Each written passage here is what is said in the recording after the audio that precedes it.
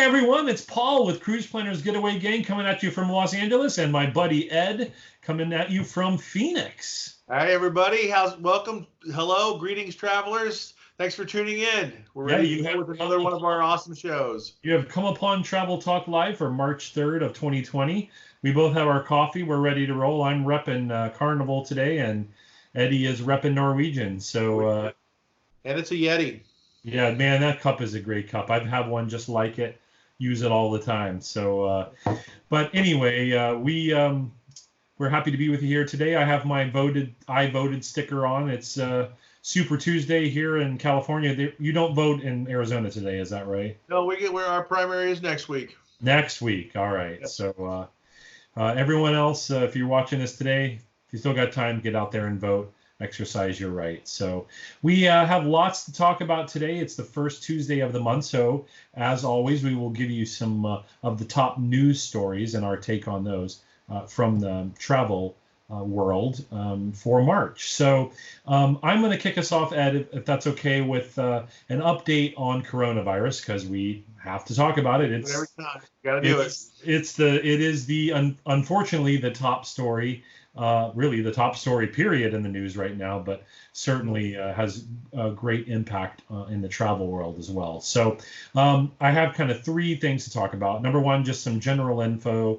If you're watching the news, there's been now over 90,000 cases internationally, and unfortunately 3,100 deaths that have come with coronavirus, and still the vast majority of those have been in mainland China. Of course, the news has kind of ratcheted up because there are now cases in over 70 countries around the world. So it, as predicted, has spread. And as we've said before, COVID-19, which is the sickness that comes with coronavirus, is definitely most dangerous for those with a weakened immune system and other health problems, people who are elderly or the very young. That continues to be the case. And even I've read as many as 80% of people that get it actually don't even know they ever had it. And that's the scariest thing about it, because then people spread it unintentionally, not even knowing they have it. So here's a little perspective, though, just to think about. And we posted this in our Facebook group. There have been 90,000 cases of coronavirus. Last year, there were an estimated 1 billion cases of the flu. And believe it or not, this blew me away. Worldwide, there were 646,000 deaths from the flu last year. That just puts this into perspective. So yes, I'm not discounting the seriousness of coronavirus, but as opposed to something like the flu, it is still a very, very, very small kind of outbreak. So that's where we're at with the general data. Just travel info surrounding coronavirus. The World Health Organization still does not have any travel restrictions. As I'm sure a lot of you have read, the CDC, and along with the State Department, does recommend avoiding non-essential travel to China, South Korea, Iran, and Italy. Those four countries. In fact, you'll be hard pressed to even find a flight to China or South Korea right now. There a lot of travel companies, and we're getting multiple emails every single day from travel suppliers and travel companies. Obviously, with coronavirus out there spreading, travel companies are relaxing their cancellation policies and their change policies. They're extending final payment dates, allowing changes of destination, reducing or eliminating penalties for cancellations, and stuff along that general route. It's too numerous and too different with every company for us to share here. So if you have travel plans in the next couple months, give us a call, send us an email, drop us a comment. We can help you with the latest news on your specific travel company and travel vendor. I can say from an airline perspective that I'm reading that more and more of them are basically eliminating change fees, at least for this month. I know I've read that JetBlue, Alaska, American, and Delta have some version of that relaxed or eliminated cancellation policy. getting rid of those fees. I know Delta, for instance, is only on international flights. I think American, it depends. So the other thing that we were reading about with airlines is they are really stepping up the cleaning of their aircraft more than usual in between flights to try to sterilize and keep the spread of any possible spread of viruses down. So as I mentioned a while ago, flights are already suspended to China and South Korea by many airlines. And another thing that we talked about last week was travel insurance, and in many cases is not covering coronavirus cancellations because of its status as an epidemic. But we do have an update from our provider Allianz, a big update tomorrow, and I will put information in our Facebook group about that. I think they may have tweaked their policy a little bit. I don't have the details yet, but we'll update that tomorrow. And then finally, to wrap up the coronavirus talk before we move on, is it safe to travel? Yes, absolutely. As we did last week, we continue to advise you to stay informed. Don't give in to panic. If you go down the rabbit hole of the internet and on the news, they will make it sound like the world is coming to an end. It is not. Just stay informed. Wash your hands often. Wash them thoroughly. Remember the happy birthday song ×2. Or I was amused today, Ed. I was reading an article about someone else is like, I'm tired of singing the happy birthday song while I'm washing my hands. They came out with a whole list of other songs you could hum while you're washing your hands that for 20 seconds, including Beyonce's Love on Top, Prince's Raspberry Beret, and a few other fun ones, Africa Toto. So 20 seconds is the right time to wash your hands and to make sure you're washing them long enough. Of course, avoid contact with sick people, avoid touching your nose and your mouth.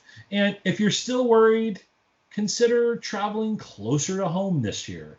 We're seeing an uptick in interest in the Caribbean, in the Mexican Riviera, in Alaska, absolutely. And so even today I was on a webinar for American Queen Steamboat Company, which is one of the two major American river cruise companies, and they're offering some great deals, especially this month. And they flat out mentioned they're trying to attract people who are looking to travel somewhere closer to home to cruise down the Mississippi or the Snake or the Columbia. And those are fantastic companies. We have had a lot of very pleased clients take those trips. So there's a lot of options for you. Don't lose your mind. Just stay informed. And that's where we're at. Excellent. Yes. Good tip, Paul. Thanks so much for that. I'm going to move over to our next topic today. How many times, Paul, have you been asked by people, when's the best time to buy an airline ticket? All the time. Too much. It's one of the top questions we get here at the Getaway Gang about when did we hear was the best day of the week or best time to buy or how many weeks out from their trip. Well, we got some new data in the travel booking Q trip has released its 6th annual airfare study on the best and worst times to buy airline tickets for 2020 with an array of interesting data. The study by the Southern California-based firm, whose sister company is cheapair.com, is based on an analysis of 917 million airfares in more than 8,000 markets. It's amazing with the amount of data they can capture these days with the internet and all the pricing tools and everything. On average, the least expensive airfare was available 77 days before departure in 2019. Now that's up a little bit from 2018. That's because 2018 it was 76 days. It was 70 days in 2017 and 54 days between 2013 and 2015. So it seems to me that the airlines are rewarding people for planning more in advance than previous years. In 2019, airfares changed an average of 54 times by $34 each swing.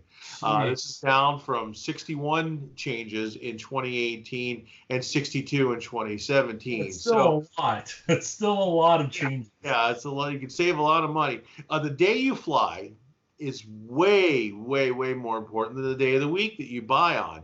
On average, a flight traveling on a Tuesday or Wednesday is about $100 less than the same itinerary on a Sunday, which is by far the most expensive day to travel. So if you're on vacation, consider staying that extra day past the weekend, so you can come home on a Tuesday or Wednesday, Yeah. or even a Monday, rather than spending the premium dollars to get home on Sunday and get back to work on Monday. And as Paul and I have always advised, you need a day to decompress after a vacation. You just always have to build it in. It's one of our top travel tips. If you're taking a trip somewhere and you got to get to work the next day, it will be the worst work day of your life. So give yourself a day to decompress and get back into reality and prepare yourself for going back to work. The best fares appear 85 days out in the spring. It's also seasonal. 113 days out in the summer, 77 days out in the fall, and just 49 days out in winter. Excluding the December holidays, winter offers the best deals for travel. Summer will cost, on average, about $25 extra. So everyone wants those summer fares, but I was glad to read this, and I'm not crazy, because I generally have been telling our clients that 3 months is a sweet spot, and we're right in there. And of course the day of the week thing is huge.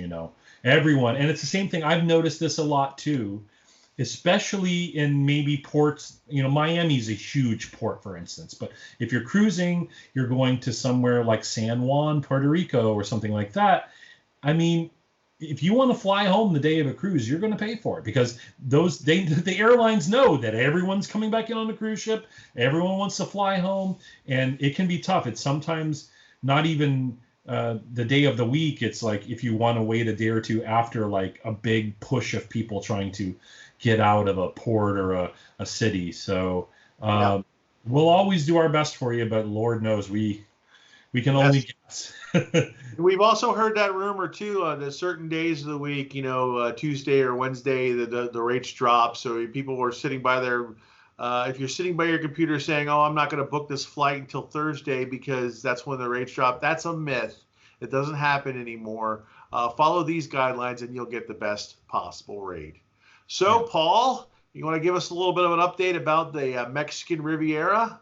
Or Mexican Caribbean, excuse me. Caribbean, the other side of Mexico. And yeah, that one. Yeah, I wanted to highlight, and I got real excited because there are some great new resorts opening on the Riviera Maya on the east coast of Mexico. It's amazing what they're building out there. Yeah, especially since I wanted to talk about this, since you may not want to travel halfway around the world right now. I get it. Here are some great options for you. And overall, there's been a growth in the popularity to Mexico and to the Caribbean, especially this year. And it's a region that's easy to get to, whether you're in the Western U.S. or the Eastern U.S. There's a lot of flights. It's not like going to Hawaii from New York. It's not like a 9-hour flight or something. So it's a great vacation spot and a very, very reasonably priced one, even for the nicer properties. For people from all over the U.S. So here's a quick hit on 7 new properties. These are all either already opened or opening in the first 2 quarters of this year. First one is Planet Hollywood Beach Resort in Cancun. That's opening in March, and their theme is Travel Like a Star, Vacation Like a Star, and that's going to be in Costa Mujeres. It is complete with authentic Hollywood memorabilia. If you've ever stayed in the casino hotel in Las Vegas, it's very similar. It has themed experiences. 322 rooms for adults, 566 family rooms, so it's a big property, 4 swimming pools, a lazy river, trampoline park, kids and teen club, and a mini golf course. So that sounds awesome.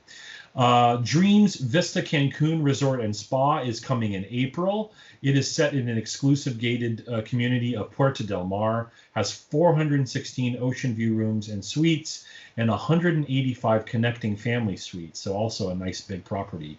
It is family friendly and has amenities that include a rooftop pool, 2 surf pools, an outdoor theater, and climbing wall. The next one, it caught my eye, and I know it would catch Steph's eye. That's the Margarita Island Reserve by Charisma Riviera Cancun.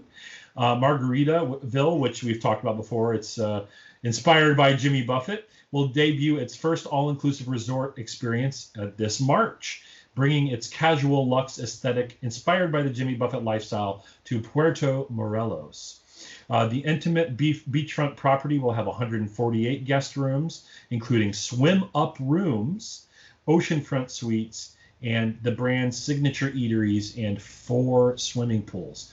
4 swimming pools for 148 guest rooms. That's kind of crazy, man. So that's some private pools. Yeah. Yeah, absolutely. The next one is the Fives Oceanfront Puerto Morelos. The Fives Hotels will open its hotel residence concept in another one in Puerto Morelos this summer, boasting a modern Mexican design and 94 1, 2, and 3 bedroom suites. So it's on the smaller side. A private beach club with cabanas and sun loungers sits along the coast of the Caribbean Sea, and the outdoor infinity pool and restaurants overlook the turquoise blue waters. Now Natura Riviera Cancun was inspired by elements of nature, and it's got 553 rooms and will be here in March, so it's opening this month. It features a lazy river, exotic fish ponds, and the Now Spa, which was designed to look like the region's cenotes, which are those sinkholes that you can swim in. That's kind of a cool natural feature. Guests can lounge by the infinity pool, complete with water slide. The Barceló Maya Riviera just recently opened. And the most recent addition is the Barceló Maya Riviera Adults Only, and that joins the 5-star 850-room complex, which is already made up of the Barceló Maya Palace, Barceló Maya Beach, Barceló Maya Caribe, the Maya Colonial, and the Maya Tropical hotels. It also boasts the area's largest convention center, so a lot of business travel happens there too. And the last one I wanted to feature is the Casa Hotel Riviera Maya. It's a change of pace of some of those larger ones we mentioned. It will bring its luxury boutique concept to Puerto Aventuras this June. It's an intimate property of 47 rooms that's offering a relaxed yet upscale ambiance and personalized service. So if you're interested in this part of the world, there's some great new places and great existing places. Let us know. We can help you find a wonderful vacation there. A lot of them all inclusive, which is pretty awesome. This is a fantastic news, Paul. I mean, not only are they really developing this area, but they're creating a lot of these all-inclusive, just exotic type resorts that people want to go to. And Paul mentioned this is an excellent alternative to if you're traveling.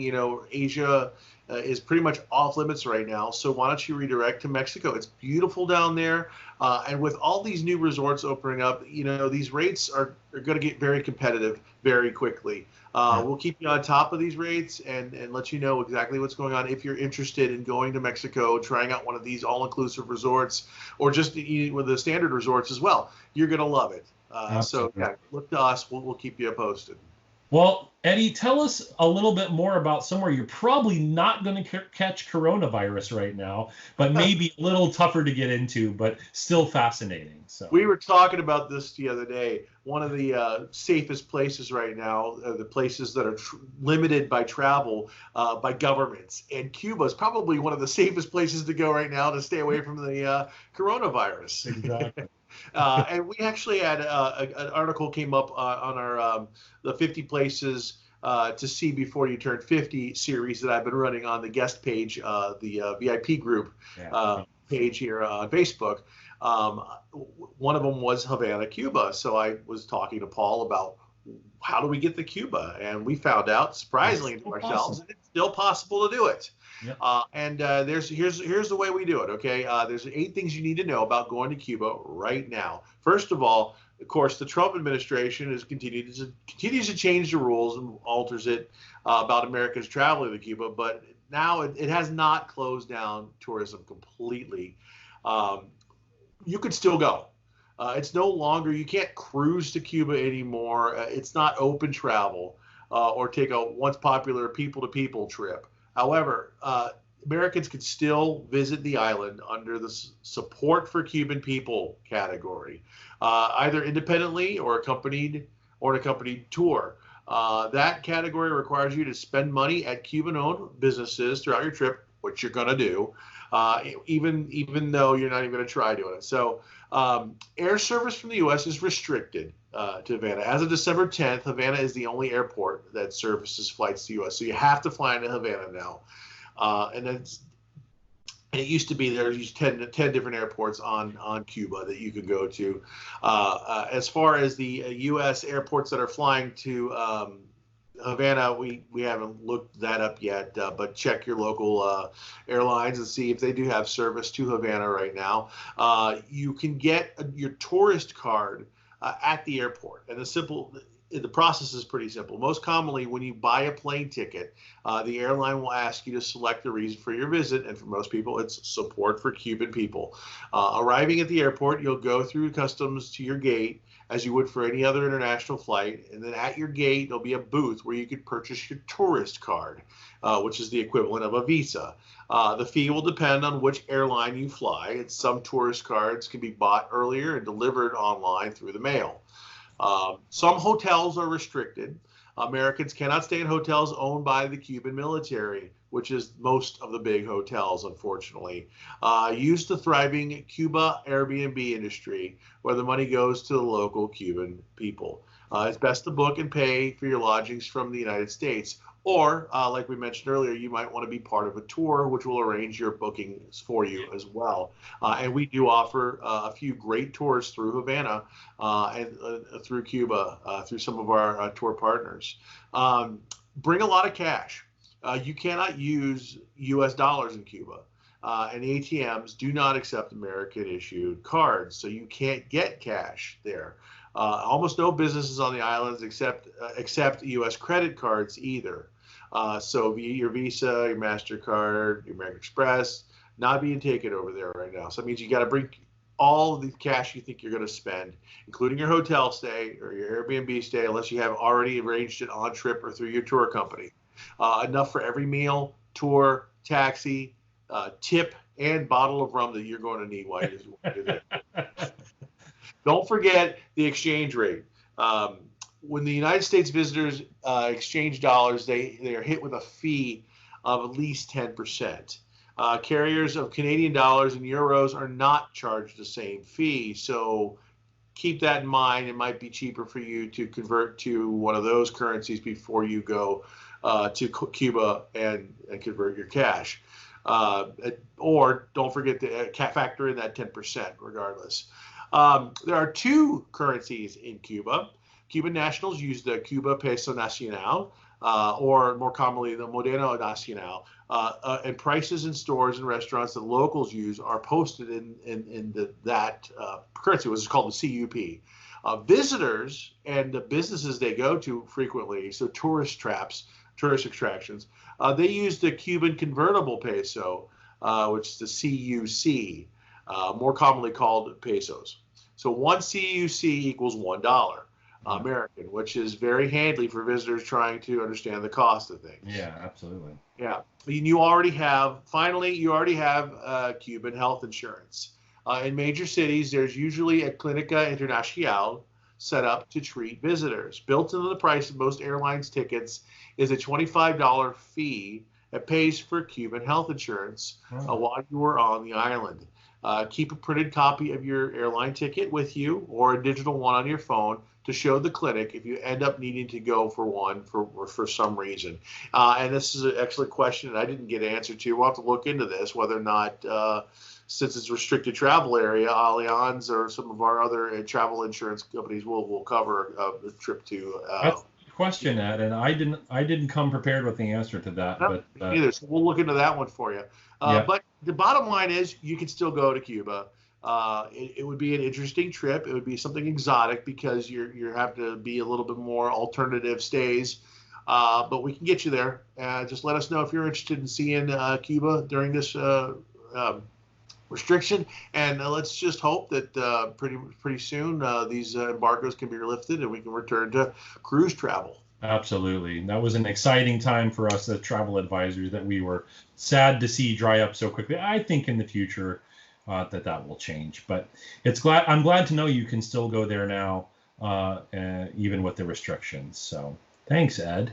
You bet. Well, Yeah, and that's gonna be our four major stories for the day. Of course, we are thrilled as always that you took time to watch this. If you are not part of our Facebook VIP group or you're watching us on YouTube, please follow the link in the description to join our Facebook group. And if you are watching on YouTube, give us a like, a thumbs up, and subscribe to our channel. We post content weekly about travel news and destinations. And in fact, next week we're going to talk about trending destinations for this year. So that's going to be our next show, and that's going to be exciting too. We look forward to every week sharing with you guys. So as always, thank you, Ed. Yeah, thank you, Paul. We really appreciate you guys for watching, and we really appreciate your feedback too. So if you're liking what you see, just shoot us a quick little comment saying, hey, you guys are great. Or if you don't like something, please let us know. I mean, we'd love to be able to tailor these shows for you. So we love doing it. We love helping people. So thanks again for tuning in, and we'll see you next week. All right. Bye, guys. Bye-bye.